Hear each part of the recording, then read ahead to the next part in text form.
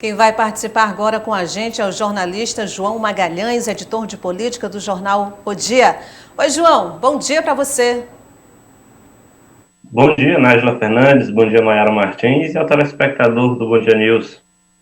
Você acompanhou aí a fala do presidente da Alep, o deputado Temístocles Filho, falando a respeito de empréstimos que o governo do estado já encaminhou para a Assembleia Legislativa. Neste momento, esses pedidos devem ser analisados pelas comissões com urgência também? Com certeza, devem sim, Nájila. É bom lembrar que o governo do estado, desde o ano passado, já tem alguns pedidos de empréstimos aprovados, inclusive contratados. O que ele quer agora é que esses já contratados possam ser redirecionados, ao invés de terem a destinação prévia, que seria obras de infraestrutura, que esse dinheiro seja redirecionado para a área da saúde. O governo entende que o momento agora é de comprar mais testes para o novo coronavírus, também de estruturar a rede estadual de saúde, e para utilizar esse recurso que está, vamos dizer assim, mais fácil, ele precisa dessa autorização dos deputados. Além disso, outros pedidos de empréstimos podem chegar na Assembleia para para que os deputados analisem aí a possibilidade do governo atrair mais recursos, obter mais recursos para enfrentar aí essa pandemia do coronavírus. Essas mensagens serão lidas hoje, né, no plenário da Assembleia, seguirão aí para as comissões com um conteúdo aí de muita urgência, tanto por parte do governo, como também os deputados têm interesse em aprovar isso. Bom, João, agora há pouco, antes de eu ir para o intervalo, eu deixei no ar a informação de que um vereador aqui em Teresina, ele desistiu de disputar a reeleição. Eu vou mostrar quem é e em seguida a gente volta comentando, tudo bem? Tudo bem. Nós estamos na linha de frente de enfrentamento ao coronavírus, garantindo o isolamento social por meio da guarda e garantindo que aqueles trabalhadores prejudicados por não poderem sair de casa tenham um mínimo para sobreviver. Mas eu também sou vereador e teria um prazo eleitoral para me reapresentar à Câmara Municipal. E esse prazo é amanhã, segunda-feira. Diante de todo esse cenário, de todo o esforço que nós estamos fazendo, depois de muito raciocinar, chegamos a uma conclusão: eu não retornarei à Câmara Municipal.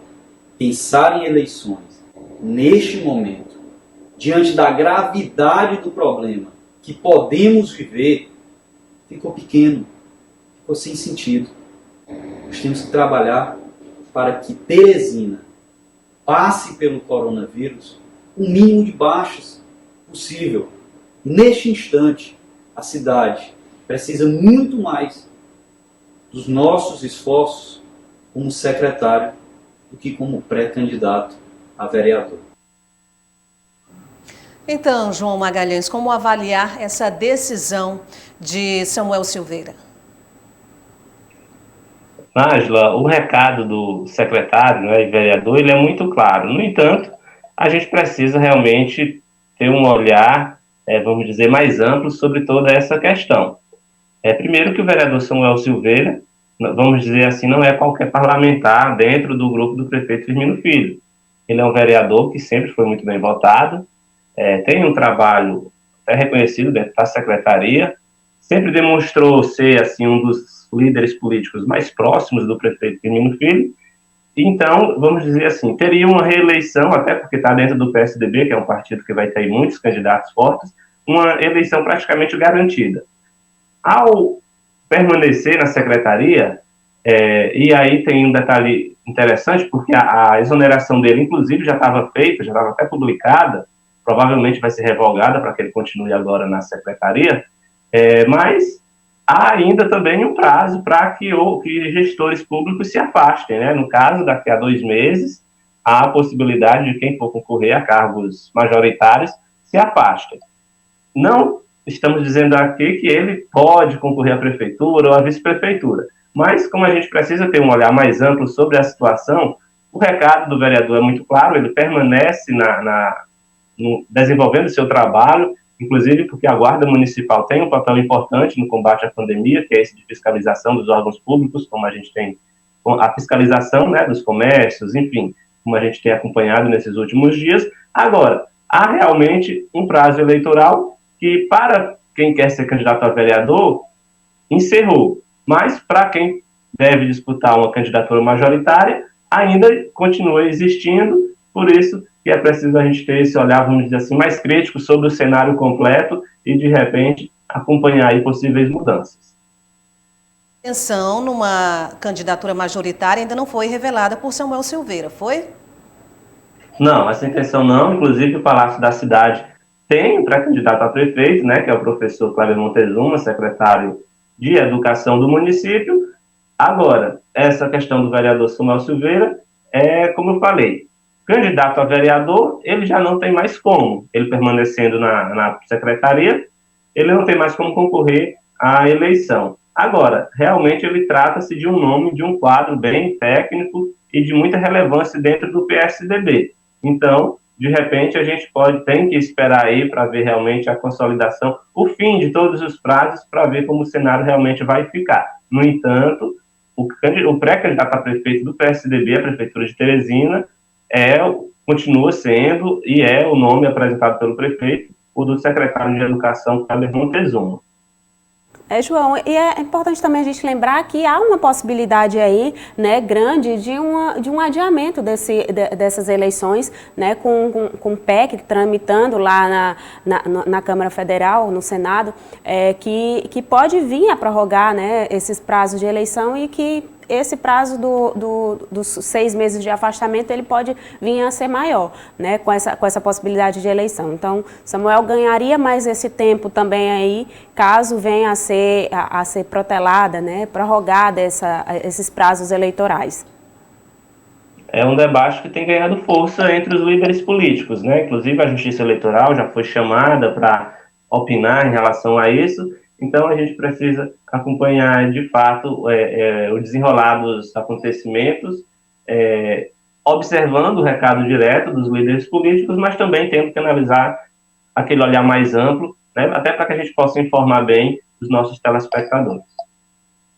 João, quem já está decidido é o deputado estadual Georgiano Neto, que inclusive está em isolamento social e está também bastante satisfeito com as adesões ao PSD. Vamos ouvi-lo.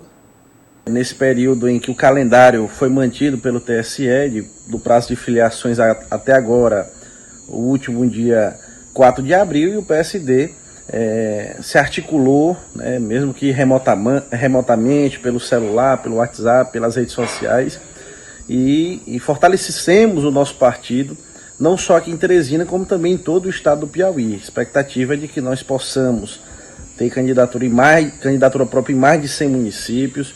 Recebemos a afiliação de prefeitos, de vice-prefeitos, de centenas de vereadores, e também aqui em Teresina, fortalecemos a nossa chapa, fechamos 44 nomes que compõem uma chapa proporcional aqui na nossa capital, 14 homens, 30 mulheres, isso reforçando não só a chapa proporcional, como também a nossa pré-candidatura majoritária com o nome da Simone Pereira, que é uma mulher experiente, uma mulher preparada, 3 vezes secretária de Estado, e com certeza vai somar muito na disputa e no processo eleitoral das eleições deste ano, que está previsto para o dia 4 de outubro. Então o PSD vem fortalecido para a disputa das eleições, claro, respeitando esse período de quarentena, mas assim que as autoridades constituídas liberarem, com certeza nós haveremos de fazer eventos em centenas de municípios, também fazer encontros regionais buscando o fortalecimento do partido, para que a gente possa construir 2020, também pensando lá na frente em 2022. Satisfeito, não tá, João? Nájila, desculpa, não ouvi bem o início da frase. Eu disse no comecinho, o deputado Georgiano Neto está satisfeito. Está. É bom lembrar que é aquela história. O foco hoje de todos os líderes políticos e da própria população é o combate ao novo coronavírus. O deputado demonstrou aí muito bem que continua, né, em isolamento social, mas como o calendário ainda não foi alterado, então os partidos precisam cumprir, né, o que realmente ainda está vigente, né, o que está em vigência.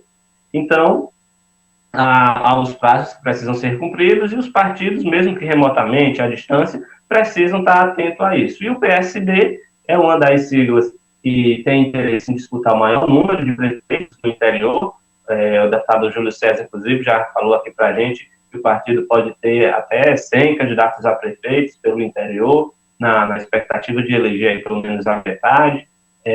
O deputado Georgiano Neto confirma agora que a chapa para candidato a vereador já está fechada, ou seja, o partido conseguiu encontrar os 44 nomes dispostos a concorrer à vaga na Câmara, e ele confirma mais uma vez o nome da secretária de Estado do Agronegócio, Simone Pereira, como pré-candidata a prefeita aqui de Teresina, sendo aí, até o momento, a única mulher a entrar na disputa pelo Palácio da Cidade. Então, é aquela coisa.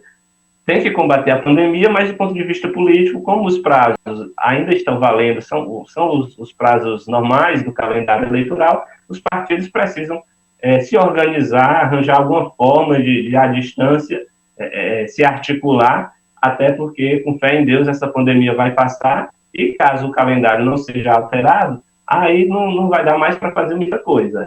Então, mesmo à distância, os partidos precisam se organizar e se preparar para as eleições. Se o PSD está satisfeito, Cidadania ele não conseguiu, né? Anunciou aí que não conseguiu fechar a chapa proporcional para as eleições desse ano. A gente conversou com o presidente do partido aqui, o Celso Henrique. Vamos ver o que é que ele falou sobre o assunto. Infelizmente, né, não deu para a gente consolidar a chapa, né? Por conta a atitude que o nosso presidente fez, não deixou todo mundo boiando. Fiz agora várias tratativas com representantes de outras agremiações, PMN, PSC, né, e todos também preferiram ficar lá em seus partidos, né, mesmo que não façam. Então, também boto aqui a decisão. Quem achar que a gente deve prosseguir, diga alguma coisa, mas sabendo que a gente não tem muita perspectiva. Agora, quem quiser seguir em outro partido, conversei com 2 representantes do partido, conversei com o representante do PMB e conversei com o representante do DEM, né? Então, vou passar abaixo o telefone dos 2, tá certo? Então, podem falar em meu nome, que eles estão sabendo, e dizer que são pré-candidatos pelo Cidadania e querem ingressar no partido.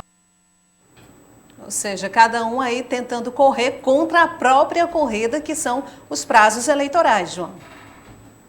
Isso mesmo. E o caso do Cidadania chama a atenção porque até alguns meses atrás o Cidadania tinha, inclusive, um vereador, né, na Câmara, que era o vereador Dr. Lázaro, que brigou para permanecer no partido, mas a cúpula estadual expulsou ele do partido, e agora, nos 45 do segundo tempo, o presidente Celso Henrique disse que o partido não conseguiu aí articular uma boa chapa competitiva para disputar a eleição para a Câmara de Vereadores. É bom lembrar que nesse ano não vai ter coligação entre partidos, portanto, o partido precisa alcançar o quociente eleitoral para ganhar uma vaga, e aqui em Teresina estipula-se que deve ficar acima dos 15 mil votos, portanto, precisa realmente de uma boa votação para alcançar uma vaga.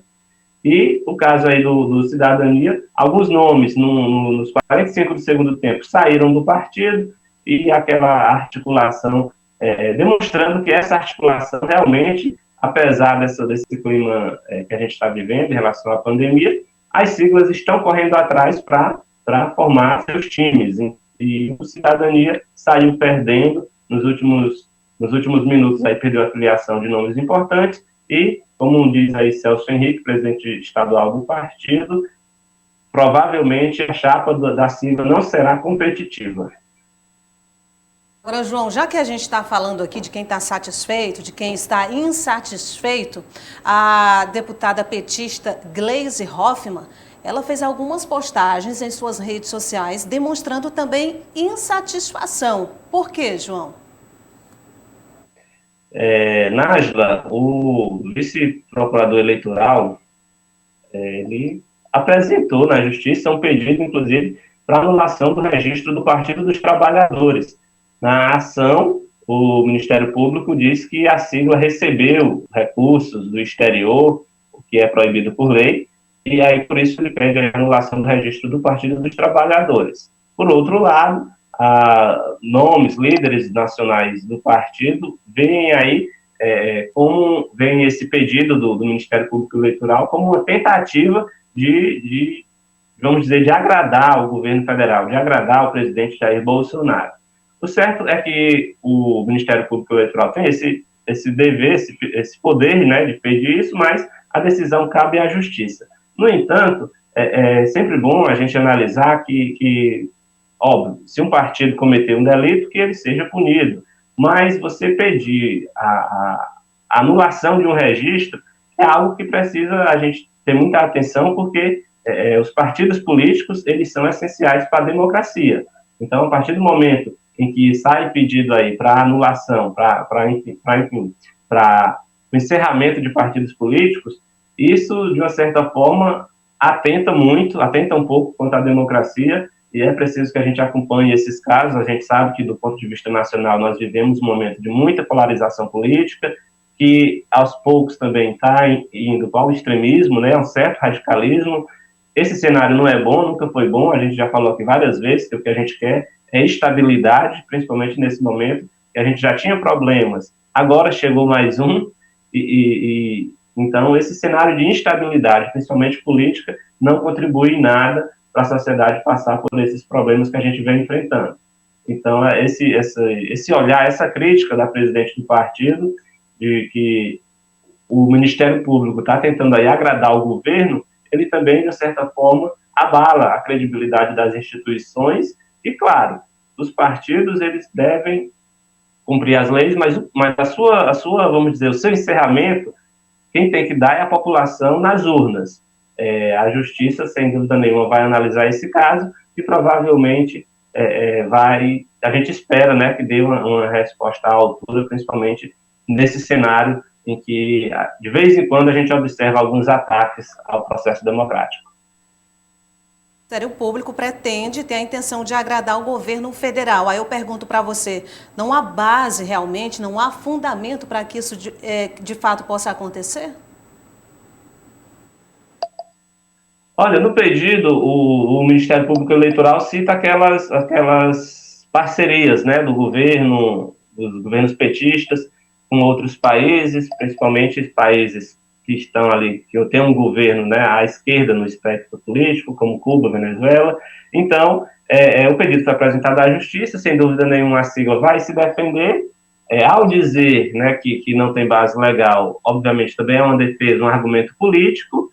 O que a gente espera é que, do ponto de vista técnico, essa decisão saia logo, até para que esse tipo de acirramento, de disputa, para que esse tipo de radicalismo nas discussões, ele não ganhe mais força, né? À medida em que a Justiça consegue dar resposta rápida a esses pedidos, a gente já derruba por terra argumentos que podem vir de radicalismo, de extremismo.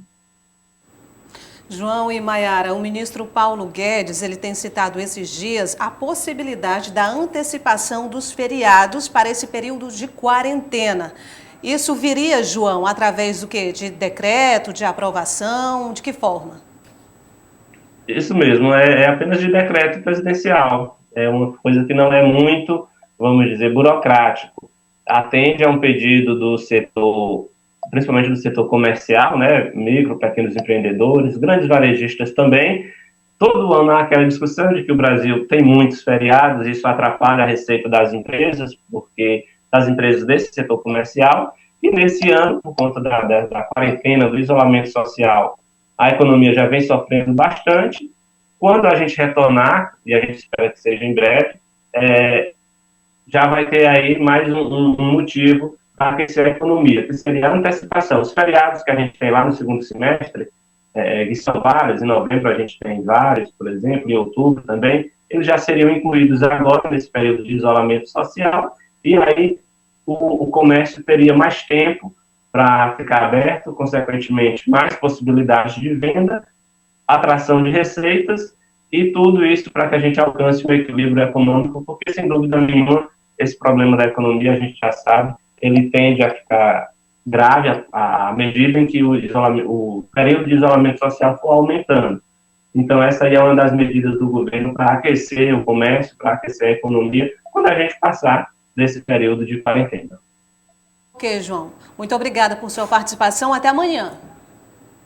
Até amanhã, Nájila. Até amanhã, Maiara. Até amanhã.